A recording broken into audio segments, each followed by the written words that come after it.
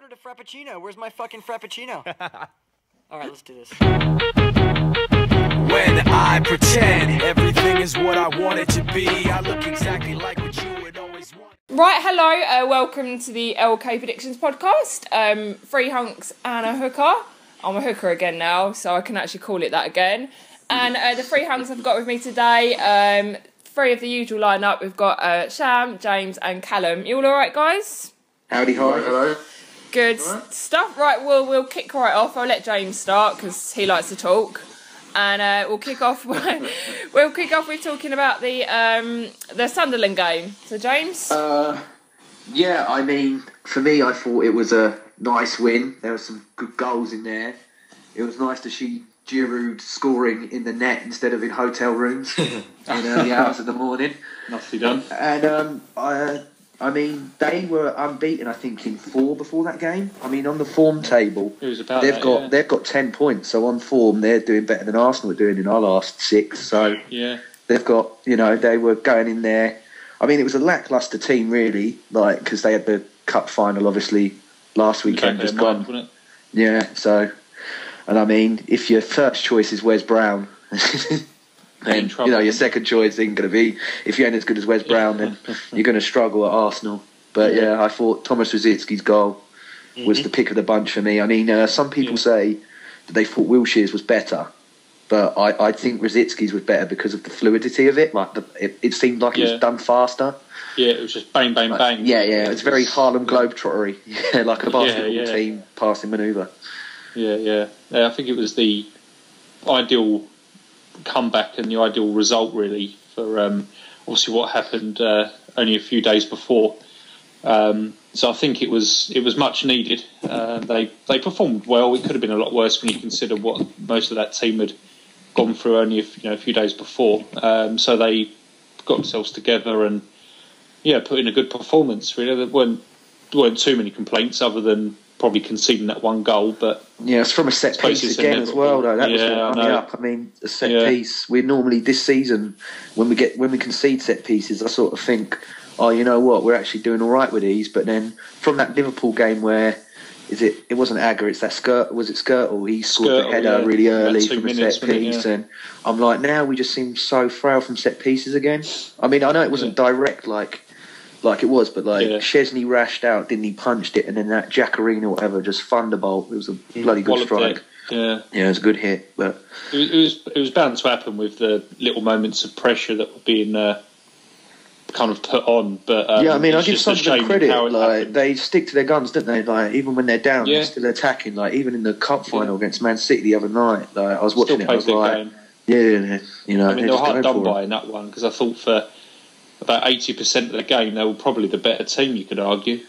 So the scoreline doesn't fairly reflect how... There were 2 wonder goals as well that got scored against them. You can't you can't take it away from City. They were absolute blinders. But, it's just a shame, really, that those sort of 2 moments were such a detriment to them. But it's a good game to watch. And, I mean, it was probably inevitable, really, that City were going to snatch it.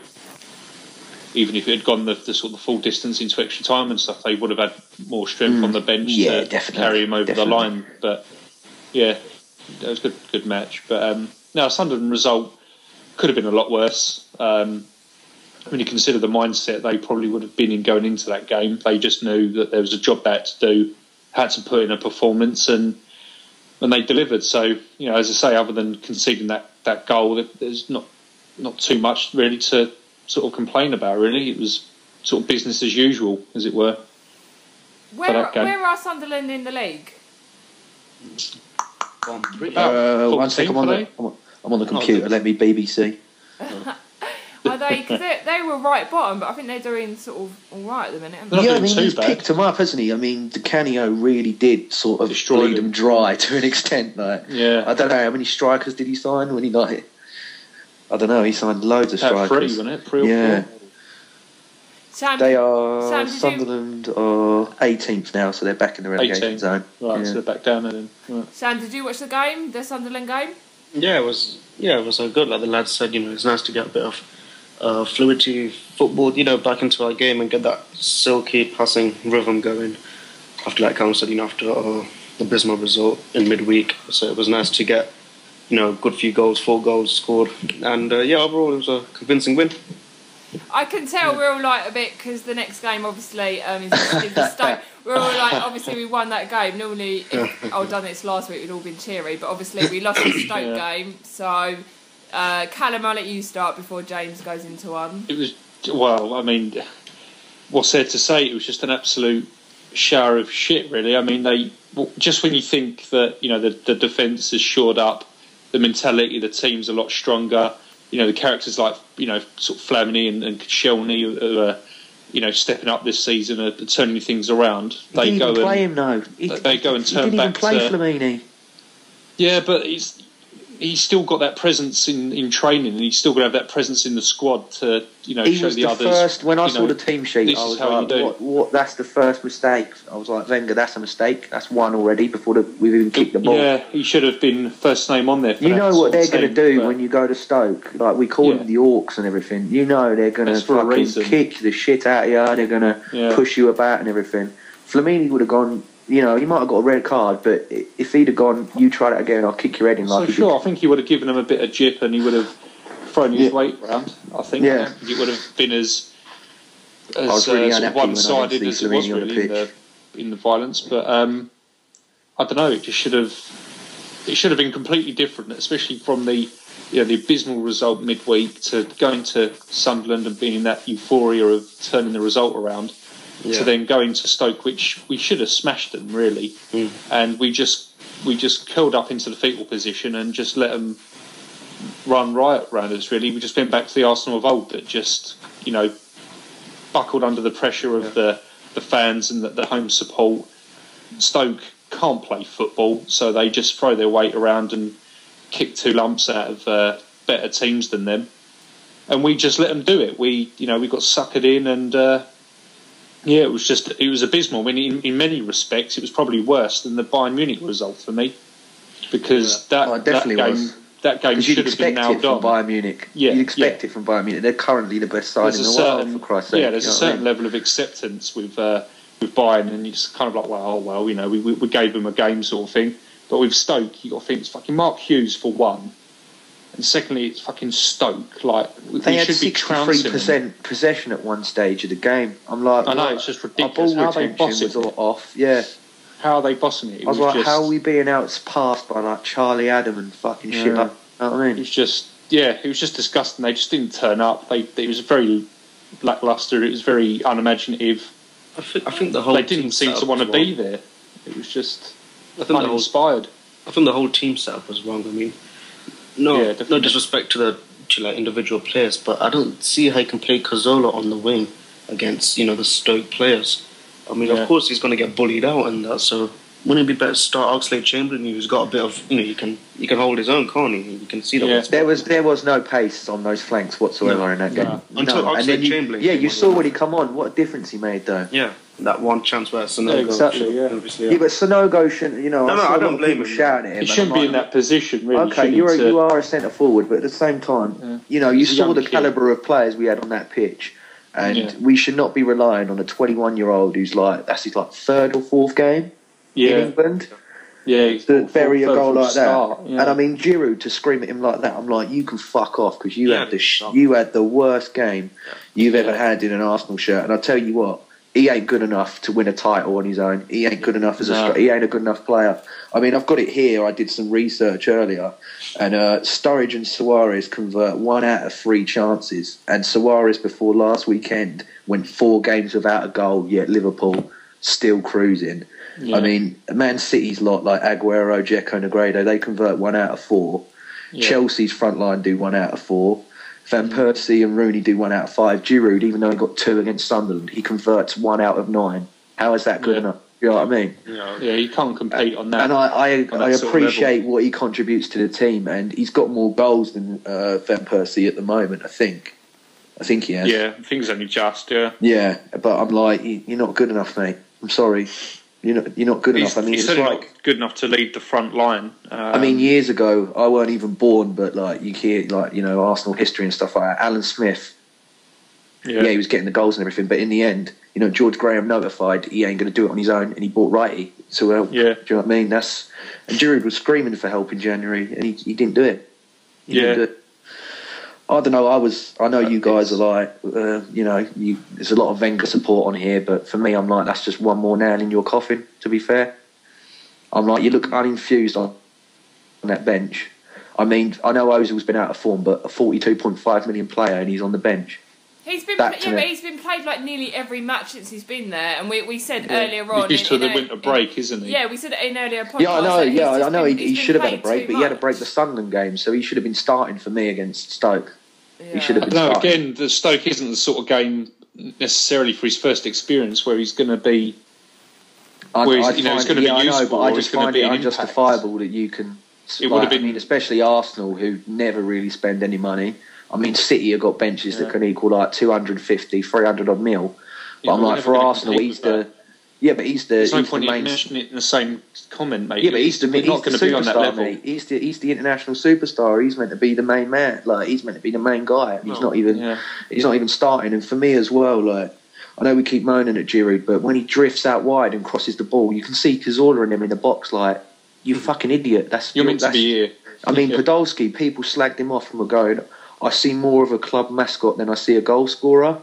And I'm like, fuck off, because for me, like, Podolski was screaming at Giroud to get out of his way. I know Van Persie was saying that the Man United players got in his way and everyone was, like, laughing. But I'm like, watching that game against Stoke, I'm like, you stop drifting out wide, Giroud. You're not quick enough anyway. Yeah. You're not a good crosser of the ball. You're going to be useful. Yeah, because, you know, that's... Podolski's one of the best crossers of the ball with his left foot, so he should be out there delivering it to Giroud. Why is he out there when, as you say, he's slow, he's not technically gifted? I mean, I know Podolski's not, but at least he's been playing in that position long enough. He turns like an oil tanker, mate. He's so slow on the turn. Do you know what I mean? Well, I've seen Milk turn quicker. Yeah, exactly. I think Arsene Wenger's gutted about fucking Oscar Pistorius because, you know, we need someone who can get 4 shots and target out of 6. Do you know what I mean? Yeah, I don't know. I mean, the Ozil Stoke thing. I'm not. I can't justify a 42.5 million. I was angry. I was like, Firmini should have played as well. He should have started without that. He should have been the first name on that team sheet, followed by probably Rosicki in a close second.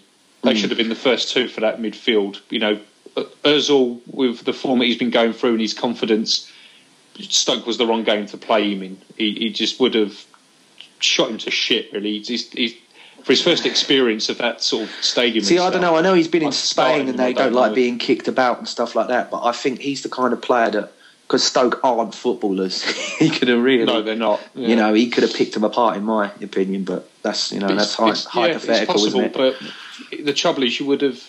Like, I know hindsight's a wonderful thing, but, you know, you would have seen how that team performed, like how they did. You know, you throw Ozil into that mix... what's he supposed to do? There's only so much the guy can do. I mean, he's a world-class player and he's gifted. But if Giroud's in the wrong positions, if the team are lacklustre and, you know, they're not doing the right things, then Ozil can only do so much. He can't boss the game on his own, especially like the Orcs of Stoke. So I would probably have to agree with Wenger in not playing him in that one. But I can't justify why he didn't play Flamini, who's probably got to be the aggiest fucking player that we've got. Yeah, he's the hot man. That I can't defend. But I think for us to get the best out of Ozil, the team needs to be built around him. I mean, you can see that in Real Madrid. He had late runners into the box like Ronaldo, Benzema, Di Maria, and you had that with Ramsey and Walcott, and it was working. Now he ain't got no one running past him. Yeah, I mean, even started to dip when Ramsey got injured, and then it really disappeared when Walcott got injured. I mean, because those players fed off him. They were like, right, you get the ball, I'm going to run in here, and you can dink it over to me, and that's what he was doing. He was feeding them passes for fun, like it was fucking just effortless. But he's just not got those players because Cazorla plays alongside him, if not behind him. Giroud's always out on the wing and not in the middle. Yeah. And all he's got is the fullbacks that probably overlap him. And, you know, you're not going to want a player of Ozil's quality trying to chip, you know, Gibbs in the box or whatever, you know, as much as I, you know, rate him. We've got the wrong players to suit Ozil for one. We need a dynamic striker who's going to feed off him and think, right, I know where he's going to put that ball and be in that position before he's kicked it. Exactly. It just winds me up, I see how well Remy's doing, and I'm like, you had a whole month to try and get like Remy, and you didn't. But he couldn't. He was on the rape charge, wasn't he? And who's going to buy a player on a rape charge? Yeah, but he got cleared. You would have known he would have got cleared. This is what we discussed the other podcast. You don't necessarily. You do. None of these players get done. If it was certain, then it wouldn't have dragged on for a month. Look at Ashley Cole. Ashley Cole can shoot a kid with a fucking air rifle and get away with it because he's England's best left back. They were like, it's World Cup year, let him off. We ain't. I can't take bangs in that year. You know what Wenger's like. He doesn't particularly like the personalities. And the personality on a rape charge, he's just two nails in his coffin for me. I mean, he might make an approach in the summer. Now it's all dusted, and obviously Newcastle seem to be in the shit with Pardew. So it's quite possible what did he do? Like, I totally have missed this. Did he headbutt someone? He headbutted a whole player. It weren't like there's a Dan headbutt, by the way. He just shoved him away, didn't he? It wasn't a full-on headbutt. That's really funny. Well, he says he pushed him with his head, but yes, by the letter of the law. That's like people going, "Oh, you walked into my fist," isn't it? Yeah, exactly right. Yeah, it's the same when players square up to each other and sort of push their head against each other. That goes down as a headbutt. So Pardew has got to be treated the same. I think that's their excuse to sack him now. Even though I think he's done a good job there. Like a lot of people slag him off, saying he's not a good manager. I think for what he's done for Newcastle, he's actually done them quite well. He's transformed the club really from a laughing stock mediocre side to. Well, still a laughing stock, but a slightly bigger side. But no, I mean, they've been looking for reasons to get rid of him, I think, for quite a while. Because they know there was those that contract of his 8 years or whatever. There was those rumours of Vince McMahon trying to buy Stoke, so maybe he was trying to impress him. Yeah. Maybe he was like, show him his wrestling moves or something. His finishing moves, yeah. Right, moving on from the two games, obviously I was just looking on BBC Sport and Wiltshire's injured. I don't really know what's your views on that. Like, 6 weeks. That's too much of a concern, really. Yeah, because isn't Ramsey? I mean, he's been playing in recent weeks, but his form hasn't been that good. He's not been the Jack of old. He seemed very sort of lethargic, really, very sort of as though he doesn't know what he's doing. So missing him, to be honest, with Ramsey coming back in a week, probably not as bad as people are probably making out. As much as we don't want any injuries at this point of the season, I don't think it's the worst one that we could have had, if I'm honest. So I'm not bitterly concerned. I might have to disagree with you there, Carl. I know he's not been on his best. He's not been on his. No, he's not been on his best form, but I don't know. Like Chamberlain can fit in that role and do a job. Yeah, I think centre mid is where he should be playing, Chamberlain. But for me, because Chamberlain's got more to prove. He's he wants to go to Brazil. He wants to get into the Arsenal side. And to be honest, Wilshere getting injured could be a blessing in disguise for him, like what happened to Ramsey. Yeah. But for me, with Wilshere, like I know me and Sham have spoken to it, like after that Liverpool game, but.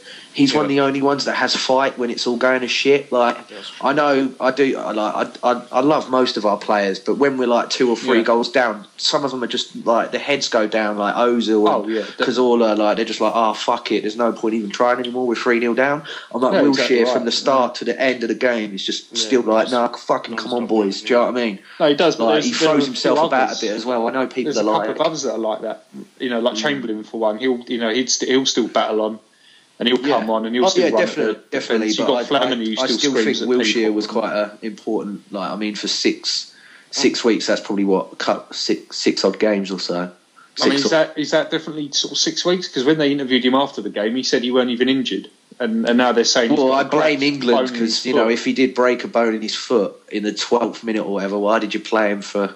An extra, however long it was. Half hour or whatever it was. Minutes. He started 5 Liverpool players. Why could one of them get injured? And it was Daniel Agger as well, wasn't it? When it was Agger that did it and all. I saw quite funny on Facebook. I don't know if it's done the rounds on Twitter, but there's someone doing a petition. Yeah, I saw it. I saw that retweet. To get Agger investigated.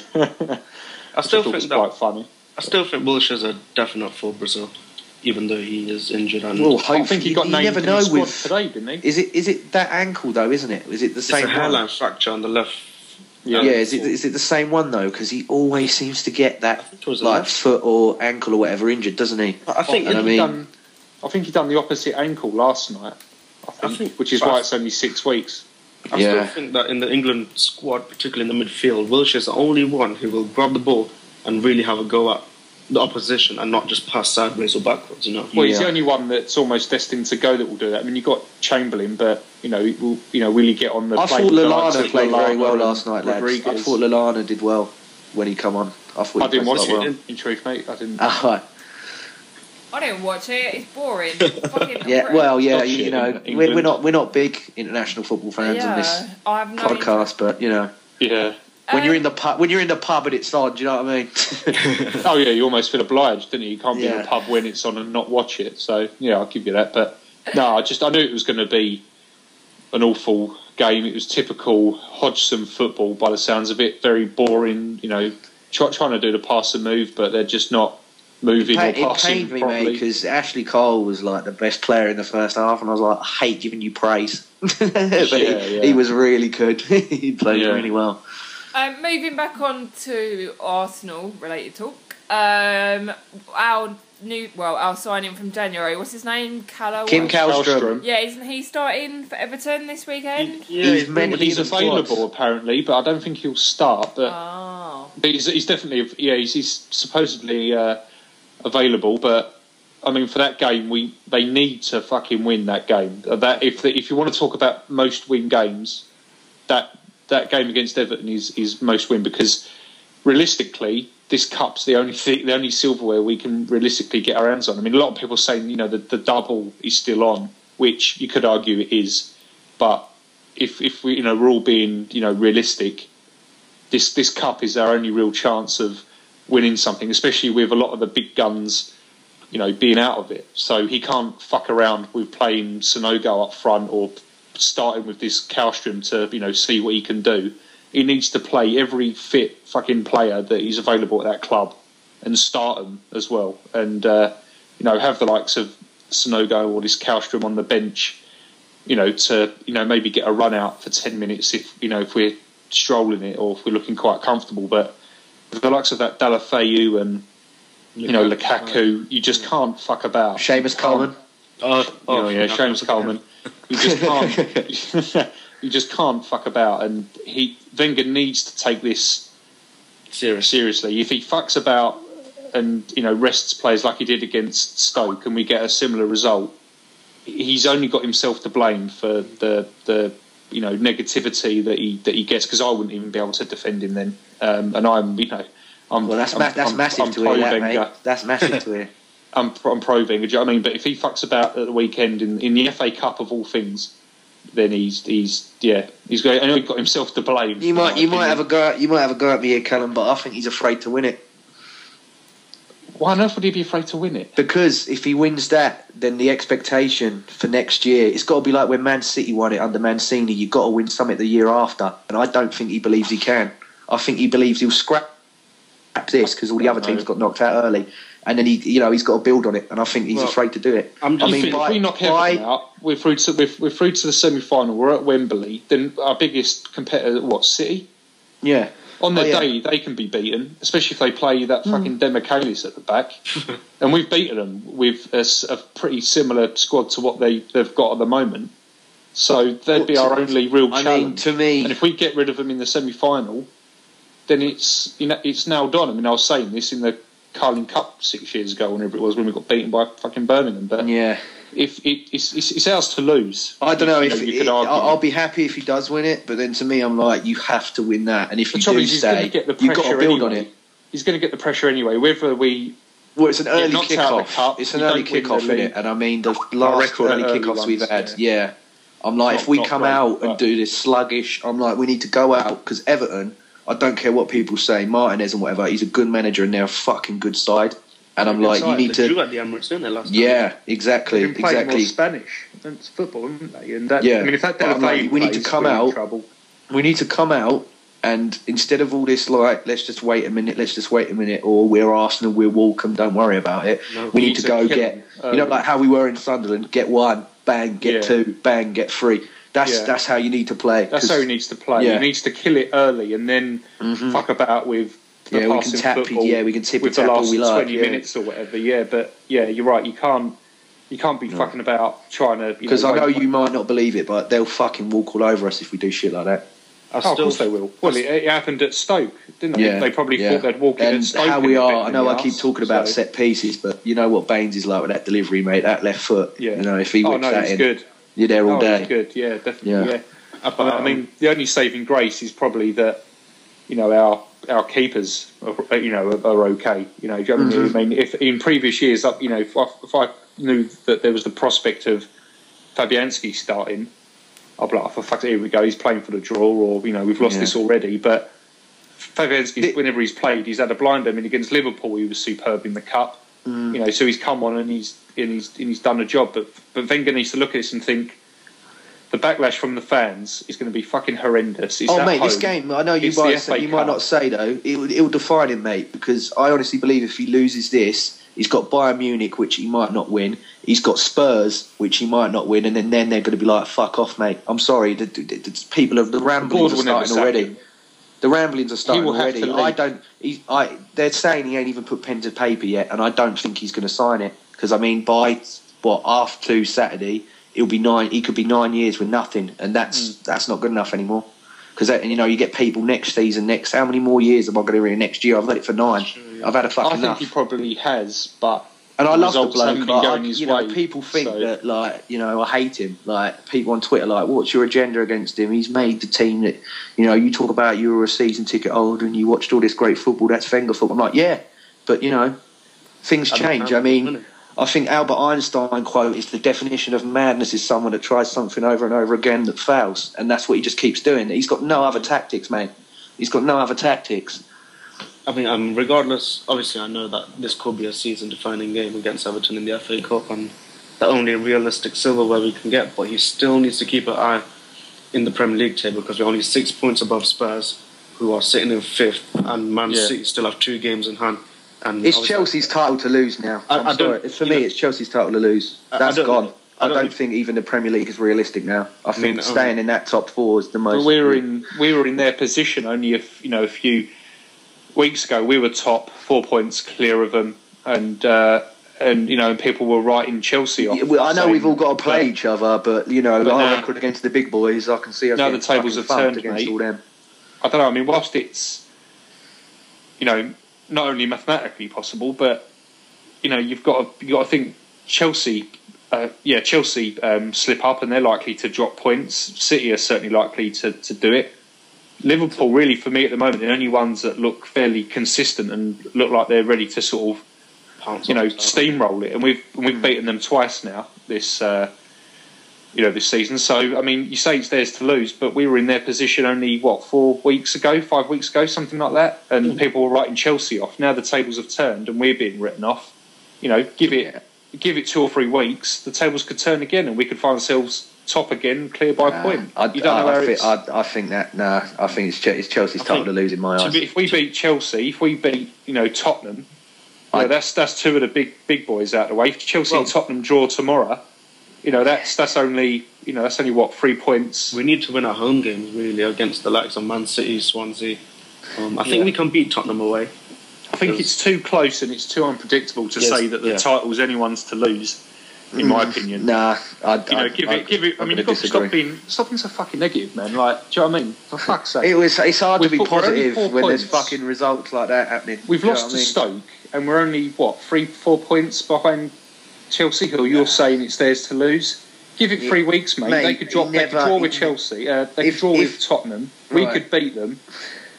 Do you know what I mean? You pick wherever you want to go in Basildon, mate. Because when we play Chelsea, if he beats Mourinho, which he never ever does, and after all that banter that's been going on between them, Mourinho will have them in training that Friday before the game, the Saturday or the Sunday, and he go, I don't care how, but you fucking beat him. And Wenger don't motivate the players like Mourinho motivates them. I'm sorry, he don't. And if we beat Chelsea, Callum, anywhere you want to go in Basildon for a drink, I'll fucking buy you one. You've got no money, James. Fuck off.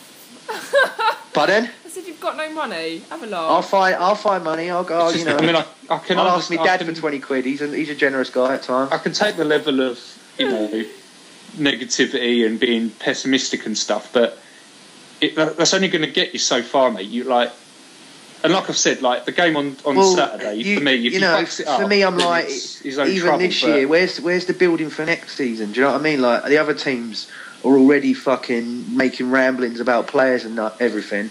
You know, like Chelsea are like talking to Falcao, Man United are like trying to get Kroos.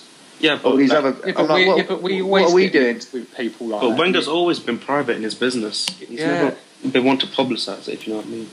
Yeah, but it just seems so like I wouldn't really take that into account as to define next season, because to be honest with you, we're still fighting for this one. So I don't really care what. I think Joe will be happy come the summer, because either way he'll be manager of PSG or Monaco in my eyes. I don't think he'll be manager of Arsenal. No, mate. I can't see. He'll never get sacked, and he'll never get sacked. But he'll. Yeah, I think he'll go. I can't take this team no further now. So, in a nutshell, who would you have then? Why would he buy a £42 million player and sign two players on extended contracts if he was planning on leaving? Because for a lot of those players, you know what I mean? He loves Arsenal so much. He loves Arsenal so much that he's probably done that because he knows the person who can take it after him. Do you know what I mean? He's not someone like, Ferguson for me just fucking left with such malice at Man United, and he instead of going to Moyes, no, you're having Phelan, you're having Moylerstein, you're having this one and that one, he just let everybody else go. And I mean, Wenger's like made sure, like, no, we'll tie these people down and everything. Like everybody goes, we're only 3 or 4 away. Yeah, he is. He's not a malice man, and he's not a stupid man. I don't, he loves Arsenal more than any. Yeah, he loves Arsenal more than any of us probably ever do. And I'm like, he wouldn't leave it in a shit heap. But I do believe he's going to leave it. No, he certainly wouldn't do that. Because even if he walked out tomorrow, the club wouldn't be in a. He's still got the chance to be. He's not old to retire. But I'm like, on your CV, you've got 9 years of fuck all. Do you know what I mean? It's not reading well. It's not reading well if he wants other jobs. I'd argue with have your last page, mate. I'd argue with a fuck all on his CV. Prove it. But we'll show. Well, where's what do you mean prove it? Just look at the record. Top 4 for 17 years, Champions League for 17 years. Where's you name me a manager who's achieved that. Yeah, but in 17 years, we've had 2 semis. Oh, is he gone? I'm still here. Oh, you are still here. Oh, okay, you're gone. Oh, sorry. In 17 years, right, we've had 1 semi-final, 1 final and a loss. Chelsea, in 8 years, 2 finals, 4 semis, I think it was, and 1 win. So, do you know what I mean? Yeah, but that's it's based on how you measure success. And I don't know if it was Joe that said it as well. Success is medals, mate. That's it. End of the day. I'd much rather have Wenger and play as well as we are and finish top 4 every season than sell out like City or Chelsea. And but that's modern football now. You got to sell out. You don't have to. No, I agree with you, Callum. I don't want to buy a team. I don't want to buy. I'd rather not win trophies and consistently. Just because everyone else wants to do that, it doesn't mean he jumps off a cliff. Would we want to do it? No. If they want to sell their soul and. They bought the Capital One Cup on Sunday. Do you know what I mean? There's no pride in that, is there? There's no pride in fielding. It doesn't matter. That's how football is now. That's how football is now. And I'm like, it's not because they're the only 2 teams in the Prem that have done it. If that's the way football was, and every other club had done it, and Arsenal hadn't, and we were falling behind, then I'd have to agree with you. Yeah, but you're not going to get someone that's going to go, buy Hull City and stuff like that. We got someone there, Usmanov, that's willing and able. He's got more money than Abramovich and stuff like that, but they don't let him have a say. Why not? Because he's a dictator, mate. He's another Abramovich. He'd bring in a manager, and if they didn't win a trophy, he'd get rid of him for a season. We're going to get so far and far behind. You look. We're not. How are we so far behind? Chelsea have spent all that money. We're 4 points behind them. We'll fall down, mate. We'll fall down just fallen behind West Ham. Yeah, Spurs spent 110 mil, and we're still above them. There's no weight to that argument, I'm afraid, because we're only 4 points behind Chelsea. 9 years of nothing. There's known. Yeah, but right. Anyway, before we have a massive row, we won't have time for our question this week, but we'll briefly do our predictions because we've got about 10 minutes left. So obviously the cup game against Everton. Sham, what's your prediction? I'll say 2-1 to Arsenal. James. 2-1 to Arsenal. And Callum. I was going to say 2-1, but everyone else says. So I'll go 3-1 Arsenal. Yeah, you really think we can win it then? I think he has to. They're not daft. It's not. Will it? He has to win it. He has to win it. Right. But I think they will. The players who are playing know what it means. Wenger knows what it means. They know that the repercussions would be too severe, especially being 4 days before. Well, no, 2 days before Munich. So, yeah, it's a bigger must-win than the Munich game for me. If he has to rest players for Munich, then fucking do it. You know, no one's expecting us to go over there and score 3 fucking clear-cut goals. You never know, James. If we could get that first goal, then...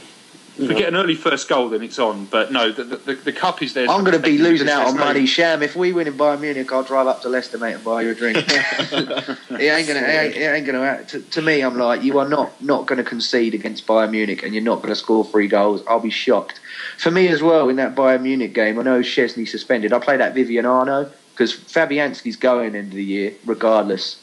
And I mean, we need to get a good sub-keeper. So I'm like, give this Vivian Arno a run out. Well, we've been linked with Mandanda, haven't we, of Marseille? So. Yeah. Well, we've got the option to buy this Vivian Arno, so just see what he's like, and if he's good, buy him. But mate, he's not played a competitive game for the club. You don't want to stick him out against Bayern fucking Munich. Well, I'm like, just see how he plays, because we need to get a good goalkeeper ASAP. I know you've been pessimistic and negative, but you got to be fucking sensible as well. Do you know? Well, how do you know if he's not a good goalkeeper or not? If he ain't played, we don't know nothing about him. But you can't take. He's Italy's second choice, so he can't be shit. You're writing us off, but we're still, it's still mathematically possible, whether you believe it or not. It can still be done. Moving on to the Bayern Munich game, what are our predictions, James? Probably lose 1-0 or 2-0 again. Callum? What are we 2? Probably 3. We'll probably end up 3-2 on aggregate. I imagine so. We'll do it 2-0 on the night. Yeah. 2-1 on the night. Sorry, 2-1 on the night. And Sham, what do you reckon? It's a tough one, but I think we'll lose 2-1. I think we'll get the goal, but Bayern will be too much at home. You're going to lose that, right? And then we will go straight on to the last game. We've got Tottenham away. So personally, I think we'll lose that. I know it's a really bad thing to say, but I do think we'll lose it. Dear. Yeah, I'm always with you, Callum, in being like optimistic and stuff, but not with Tottenham. I hate North London derbies with an absolute passion. Yeah. I will watch it. I won't do a jar and won't watch it. I will watch it. But... You've got to torture yourself with it, haven't you? I was going to say for Joe, I've got old newspapers he can put down for if he wants to shit himself before games anymore. So if he does listen, I don't know if he does listen to the ones he's not involved in, but if he does, I've got an old newspaper here for you, Joe, that you can put down on your floor, mate. So, James, what do you reckon for the North London derby? I reckon it'll be tight, but I reckon we'll scrape it 1-0 like the one at home. I reckon. I mean, they're all going on about how this mighty Soldado's got his first fucking goal in open play, but I'm like, shut up. Yeah. How many times have we heard this rubbish from them? So, I don't know. I reckon it'll be a scrappy game and we'll just get, a scrappy goal. It'll be someone like Mertesacker or something will come up trumps and that's all we need, really. I'll be happy with 3 points off them any day of the week. Yeah. Cool, Sam, what do you reckon? I'll say 3-1 to Arsenal. Oh, bloody hell. Well, I was going to say. I'm going to go 2-1. I'm going to go 2-1. North London derby, we're always likely to give a pen. That seems to be the only way Soldado can score, but they're just not the team that everyone makes them out to be. I mean, if they continue to play Dawson at the back, then I think we'll be laughing. They just about beat those Dnipro the other week, didn't they? Just about with a red card. Yeah. Well, they lost to Dnipro, didn't they, initially, and then only just beat it. But Mertesacker and Koscielny will deal with Soldado and Greedy by Whore. The midfield... That's brilliant. Sorry. The midfielder have got nothing really to scare us. That Paulinho, I mean, he's too inconsistent to really class him as a world beater or whatever. Lewis Holtby was probably their most exciting midfielder, and they've scrapped him out on loan. Eriksen's dog shit. I don't know why everyone rates him as much. He's pony. So that I really can't see that they've got anything to really scare us. But to be honest, the result at Tottenham is going to be dependent on what we do on Saturday and how we fare against Bayern. If we have a good game against Bayern but still lose, then I think that will give them at least a bit of confidence of how to play at Spurs. They're going to need the euphoria of beating Everton and knowing that they're going to be going to Wembley. So that will be pivotal Saturday. Saturday will decide a lot. Yeah, definitely. Yeah, definitely, because that's the thing. We do get a lot of You know, sorry, Sham. If we like do well, you know what I mean. Like the positivity, like when we signed Ozil for those like the couple of games after, everyone's like, "Fuck, this is we got a player like Ozil playing with us. This is wicked," you know. Like they're all buzzing. And I mean, when we do lose, like we just come out and it's like, "Oh, for fuck," do you know what I mean? Yeah. Like I mean, we need a response. Like after we lost to Bayern and played Sunderland, we need something like that. Like if we can do Everton. I mean, I know I said we'll probably like get battered at Bayern, but if we can. You know, if we get battered but we still play well, I won't be too disappointed. But if we go out there and act complete dog shit, I'll be angry. Yeah. Plus, I think Ramsey's also back, isn't he? Ramsey will be back for Spurs. Yeah. Yeah. So it'd be apparently he'll probably be on the bench though. I don't. So that'll be a massive boost if he gets. It'll be good to have him though, still if he starts. Yeah, I'm sure he's still been working hard in his training, so maybe match fitness won't be there, but I'm sure he'll be itching to go, especially against Spurs as well. Awesome, right, well we'll wrap up the podcast there. I hope we'll be back in 2 weeks and we'll start doing it every other week because I'm really busy. So yeah, hopefully in 2 weeks we'll be celebrating a few wins. Fingers crossed. Yeah, and not 9 years of shit. Oh, God's sake. You're so cheery, aren't you? Hey, you know, after 9 years it's hard. I'll leave it at that. Well, thanks always for listening. Sorry we didn't get to answer anyone's questions this week. If you want to send them in, you can send them to James. James, what's your Twitter again? LL Cool James 91. LL Cool James 91. Yeah, just tweet your questions to him and we'll answer them next week. All right, thank you very much. Cool. Cheers. Right, thank you. Still a second after second just cause I know I can, but I can't pretend this is the way it'll stay. I'm just I can't pretend I'm who you want me to be, so I'm